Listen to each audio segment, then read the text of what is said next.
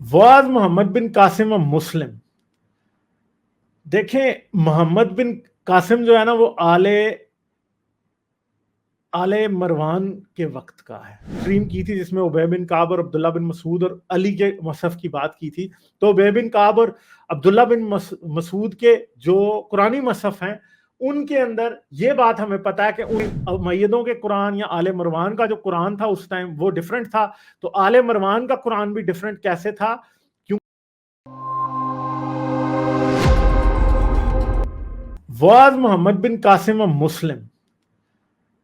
देखें, मोहम्मद बिन कासिम जो है ना, वो आले मरवान के वक्त का है। ठीक है, समझ गए? उसके वक्त के ऊपर जो भी हुक्मरान थे, वो हुक्मरान जो थे 712 का कहा जाता है। और जिस किताब में ये कहा जाता है चाचनामा, चाचनामा इतनी पुरानी किताब नहीं है असल में। चाचनामा के बारे में कहा तो जाता है कि 7th और 8th एडी में लिख दी गई थी, मगर ये इतनी पुरानी नहीं है। ये तकरीबन शायद इससे को 300-400 साल बाद लिखी गई है।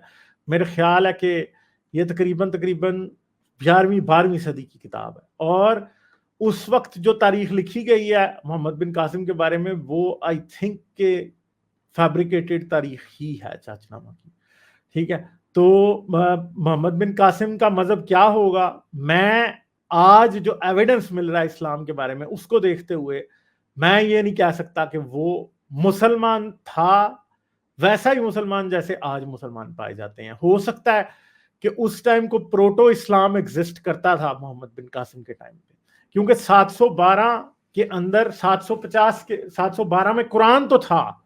ठीक है, हो सकता है वो अपने आप को मुसलमान भी कहता हो, मगर क्या उसका ईमान बिल्कुल वैसे ही मुसलमानों जैसा था जैसा आज है? तो इस बात को अफसोस के साथ मुझे आपको बताना पड़ता है कि हमें नहीं पता लगेगा। आले उमैया के जो कुरान है उसके ऊपर पूरी पेट्रिशा क्रोन ने एक किताब लिखी है।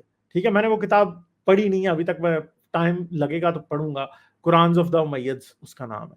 ठीक है, आले उमैया के कुरानों में कुछ डिफरेंस था। कुरान भी वो पूरा उस तरह से नहीं माना जा सकता जैसे कि हम समझते हैं। इवन के कई जगहों पे हमें जो है वो रॉक इंस्क्रिप्शंस ऐसी मिलती हैं जिनमें कुरान में भी डिफरेंस हमें दिखाई देता है। जैसे कि पिछले दिनों एक किसी ने मेरे साथ शेयर की थी एक रॉक इंस्क्रिप्शन जिसके अंदर सूरह इखलास लिखी हुई थी।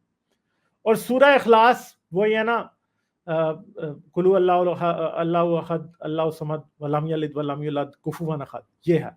मगर सूरह इखलास जो रॉक इंस्क्रिप्शंस के अंदर सामने आ रही है वो डिफरेंट है, वो वैसी नहीं है।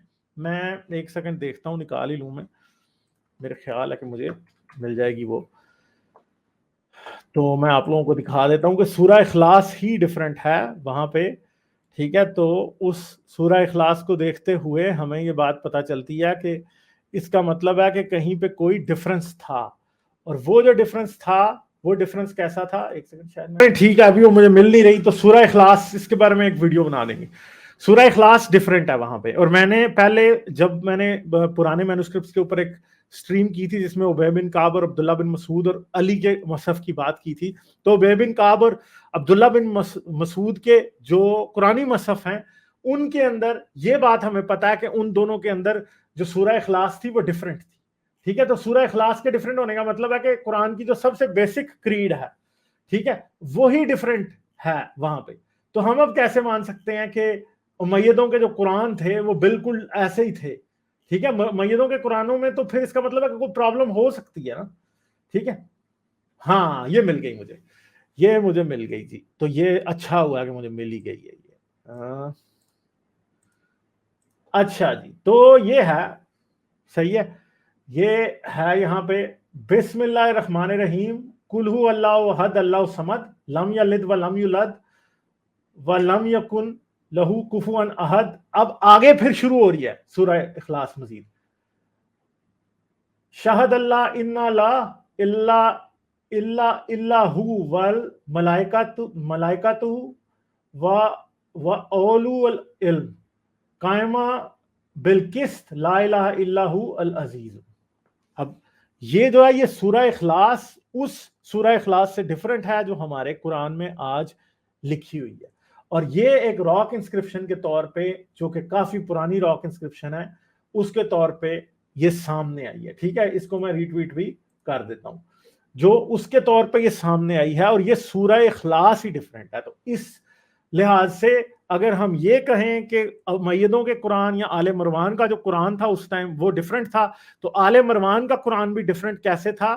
کیونکہ جو ڈوم آف دا راک ہے اس کے اندر کچھ آیتیں لکھی ہوئی ہیں اور ان آیتوں کے اندر ہی چینجز ہیں, کیونکہ جو سورہ اخلاص ڈوم آف دا راک کے اندر جو آیتیں لکھی ہیں اوپر قرآن ہے, بیچ میں نان قرآنک چیزیں ہیں اور پھر نیچے قرآن ہے.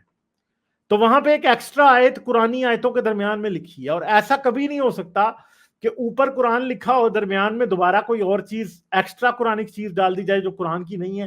یعنی قرآن کی آیتوں کو جو ہے نان قرآنک چیزوں کے ساتھ مکس نہیں کیا جا سکتا. یہ ایک اسلامک تمیز ہے. ایسا نہیں ہوتا کہ پہلے 4 شعروں کے طور پہ یا 4 لائنز کے طور پہ قرآن لکھ دیا جائے, اس کے نیچے پھر نان قرآنک چیز ڈال کے پھر نیچے قرآن لکھ دیا جائے. ایسا نہیں ہوتا.